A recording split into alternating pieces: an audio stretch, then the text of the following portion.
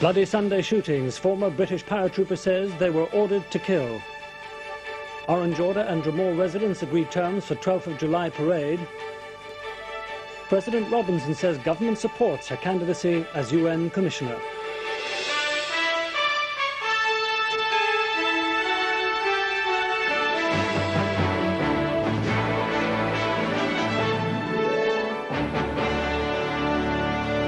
Good evening. The government has said it's studying fresh evidence on Bloody Sunday, which it will include in a dossier of new material for the British authorities. Tonight, the Northern Ireland office said it would consider any new evidence. The latest revelations have been made by a former paratrooper whose colleagues shot dead some of the 14 Bloody Sunday victims. He said civilians were killed with their hands in the air and that his original statement to the Widgery Tribunal was destroyed.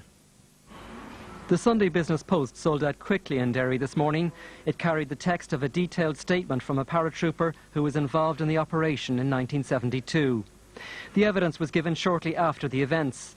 The paper has withheld the soldier's name, but says it's satisfied the statement is genuine. This version is dramatically at variance with other soldiers' accounts and backs up much of what civilian eyewitnesses said. He says they were told by an officer the previous night that "we want some kills tomorrow."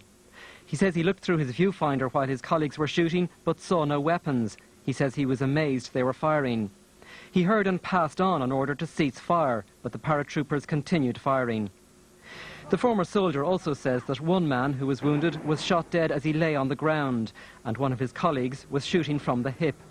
He says that at one point the soldiers were shot at, but later they came across a group of 40 civilians who were trying to escape from the firing.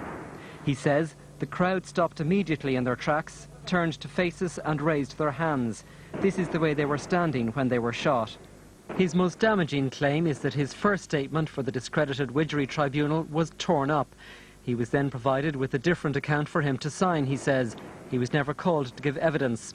His version of events adds to the momentum for a new inquiry. I think it's important that people should acknowledge that what we've been getting both today and previously is evidence actually coming from serving soldiers who are now telling us, first of all, that the evidence that was given to Widgery was not true, that it was massaged, that it was false.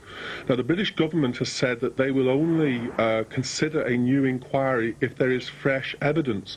This is clearly fresh evidence, and I think strengthens the demand for a new inquiry.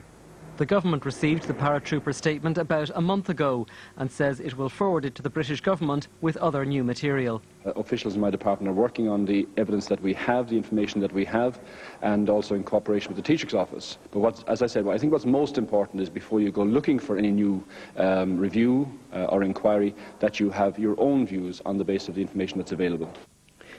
The Orange Order